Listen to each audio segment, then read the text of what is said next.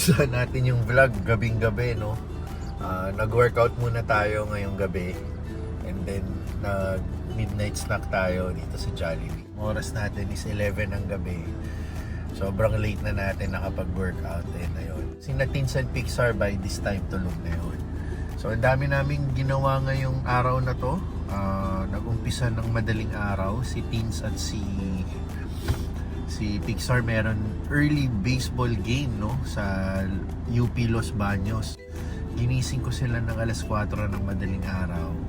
Tapos umalis na sila, sumabay sila sa kapatid ko. Tapos sama-sama yata sila ng mga baseball teammates pumunta ng Los Baños. Nakabalik na sila mga before lunch, no. Tapos tayo naman, kaya hindi tayo nakasama, meron tayong tripping or viewing dito sa ating duplex na kaninang alas 9 ng umaga. So yung pagising ko sa mag-ina ko ng alas 4 ng madaling araw, natulog muna ulit tayo. And then pumunta na nga tayo sa ating viewing, no. Naging dalawa yung clients natin doon, pinasikaso natin. Pagbalik, nandun na rin sina Pixar. Tayong nagbantay kay Pixar kasi after mga 1 to 2 hours umalis ulit si Teens, gawa ng meron naman siyang makeup. Full load yung naging araw natin. Tapos tayo naman, dahil kasama ko si Pixar, nagpahinga na lang kami. Nag-asikaso tayo ng labahan. Ayun, nagtupi tayo ng mga damit. Hanggang bumalik na rin si Teens, sabay-sabay kami nag-dinner sa bahay. Tapos yun, dahil nakapagpahinga tayo ng hapon, naisipan ko mag-workout ngayong gabi. So, ginagawa ko na rin yun mga ilang beses na rin, no? Hindi ko lang napapakita sa vlog. Okay din mag-workout sa gabi kasi medyo solo mo yung lugar, walang masyadong no? Unlike kasi pag nag-workout tayo ng tanghali or umaga, marami tayong kasabay. So, medyo onting delay, nag-aantay tayo sa mga equipments. Unlike pag gabi, solong-solo mo, tapos wala rin traffic sa kalye. Masarap din mag-workout pero hindi ko siya ginagawang every night dahil nakakapagod din tsaka nakakatamad, no? Dahil naging habit na lang kasi natin mag-workout yun.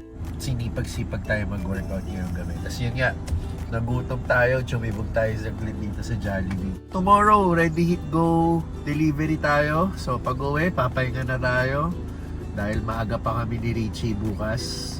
Meron tayong ready hit go delivery. Siya nga pala, nandito tayo sa may Jollibee sa harap ng bagong tayong condo dito sa Alabang Sapote Road. Ito yung condo. Tapos bago lang tong condo, bago lang din tong Jollibee rito. Alabang Sapote Road. So dito, paglabas mo, papuntang South Mall, dito naman Robinsons. Parang nasa gitna tayo ng South Mall and Robinsons. Ayan.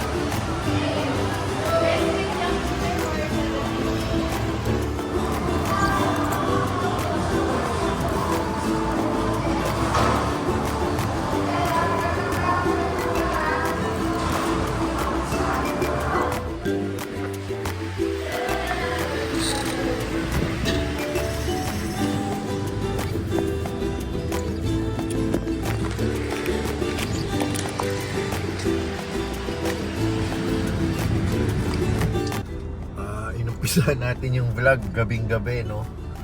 Nag-workout muna tayo ngayong gabi. And then, nag-midnight snack tayo dito sa Jollibee. Oras natin is 11 ng gabi. Sobrang late na natin nakapag-workout. And ayun. Sina Teens and Pixar by this time tulog na yun. So, ang dami naming ginawa ngayong araw na to. Nag-umpisa ng madaling araw. Si Teens at si Pixar meron early baseball game, no, sa UP Los Baños. Ginising ko sila ng alas 4 ng madaling araw. Tapos umalis na sila, sumabay sila sa kapatid ko, tapos sama-sama yata sila ng mga baseball teammates pumunta ng Los Baños. Nakabalik na sila mga before lunch, no? Tapos tayo naman, kaya hindi tayo nakasama, meron tayong tripping or viewing dito sa ating duplex na kaninang alas 9 ng umaga. So yung pagising ko sa mag-in ako ng alas 4 ng madaling araw, natulog muna ulit tayo. And then pumunta na nga tayo sa ating viewing, no? Naging dalawa yung clients natin doon, inasikaso natin. Pagbalik, nandun na rin sina Pixar. Tayong nagbantay kay Pixar kasi after mga 1 to 2 hours, umalis ulit si Teens, gawa ng meron naman siyang makeup. Full load yung naging araw natin. Tapos tayo naman, dahil kasama ko si Pixar, nagpahinga na lang kami. Nag-asikaso tayo ng labahan. Ayun, nagtupi tayo ng mga damit hanggang bumalik na rin si Teens. Sabay-sabay kami nag-dinner sa bahay.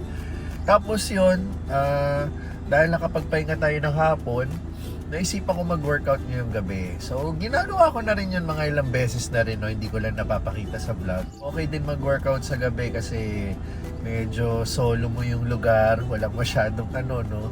Unlike kasi pag nag-workout tayo ng tanghali or umaga, marami tayong kasabay, so medyo onting delay, nag-aantay tayo sa mga equipments. Unlike pag gabi, solong-solo mo, tapos wala rin traffic sa kalye, masarap din mag-workout, pero hindi ko siya ginagawang every night dahil nakakapagod din tsaka nakakatamad, no? Dahil naging habit na lang kasi natin mag-workout yun. Sinipag-sipag tayo mag-workout yung gabi. Tapos yun nga, nagutom tayo, tsumibog tayo sa clip dito sa Jollibee. Tomorrow, ready hit go delivery tayo. So pag uwi, papahinga na tayo. Dahil maaga pa kami ni Richie bukas. Meron tayong ready hit go delivery. Siya nga pala, nandito tayo sa may Jollibee sa harap ng bagong tayong condo dito sa Alabang Zapote Road. Ito yung condo. Tapos bago lang tong condo, bago lang din tong Jollibee rito. Alabang Zapote Road. So dito, paglabas mo papuntang South Mall, dito naman Robinsons. Parang nasa gitna tayo ng South Mall and Robinsons. Ayan.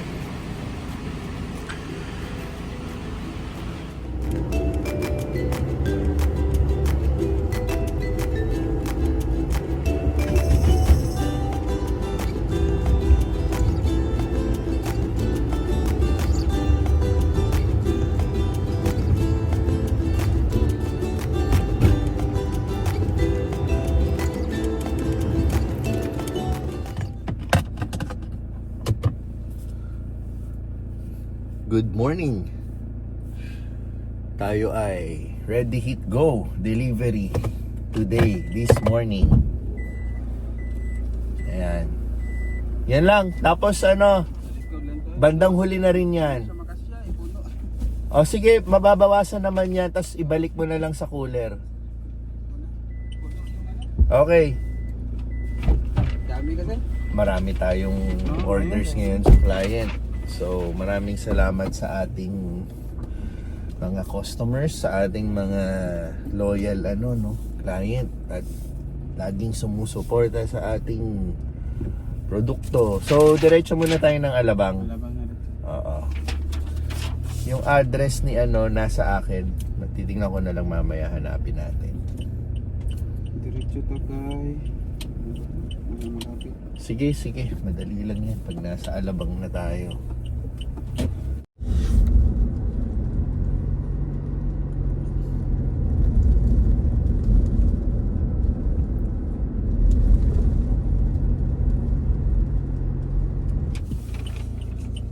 Double check siya, 2 embutido, 1 cheese sticks, 2 dynamite, 1 Shanghai. Tama? Baka sumobra ka, mawawalan yung ibang customer natin. May listahan ako ito. Okay. Tapos malaking supot, sama-sama na. Ayun, Tinsel Pan Products, bukod sa ating Ready Hit Go. And update po kay Pope Francis, kahapon po, April 26.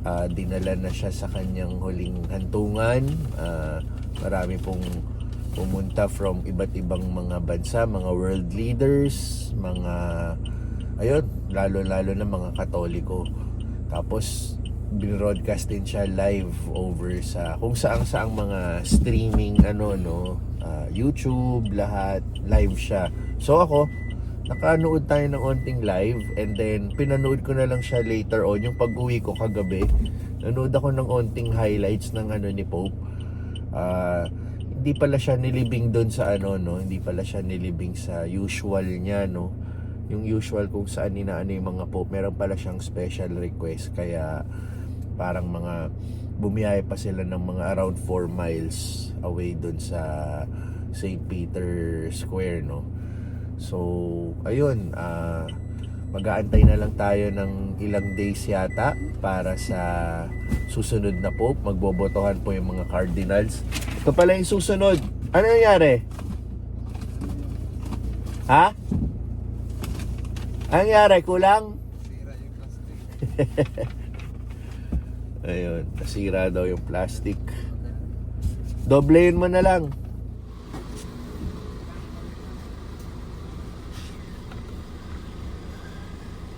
Ito yung village last week, no? Yung maganda yung entrance. Emang iabot yan. Oo, yan. Salamat. Ko tapos.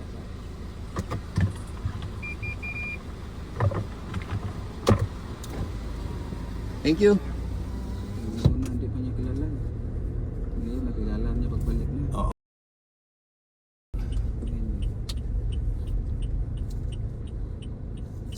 Ito, mabibilis kotse. Kailangan buwelo ka rito eh.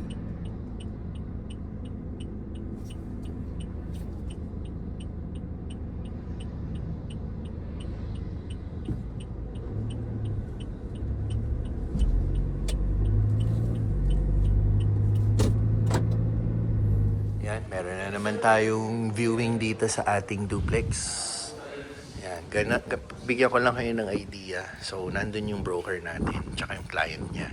Siya na yung nag-iikot para sa kanyang client. So, ayun. Kanina, ready hit go tayo. Nakapagpahinga tayo. Tapos, nag-lunch tayo kasama yung family ni Mrs. And then, nag-rush back tayo dito sa duplex dahil may biglaan viewing tayo. So, kinontak tayo ni broker. May dala siyang client. So, ngayon, tinutour niya na. So, ang setup lagi namin ni broker, nag-meet na kami before ni broker. Tinur ko siya sa bahay, pinakita ko yung features ng bahay para pag dinala niya na yung client niya, siya na ngayon yung mag-iikot sa client. Unless may mga iba pang questions na hindi kayang sagutin ni broker, doon tayo sisingit. So, for now, iniikot si client, nandito lang tayo sa labas, waiting tayo. Ayun. So, pinagbuksan lang kasi natin sila ng bahay dahil tayo yung may access, no? Hindi kasi natin pwedeng iwan anytime yung susi sa broker or kung kani-kanino dahil for safety reasons na rin. So, for now, nandun sila sa taas. So, nakita niyo na rin yung duplex ulit natin. Part na naman ng vlog natin.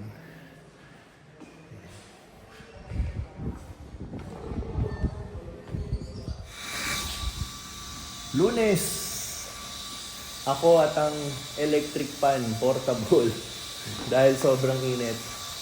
Well, again, nandito ulit tayo sa duplex. Meron na naman tayong bagong ininit na broker, pero wala siyang kasamang client this time.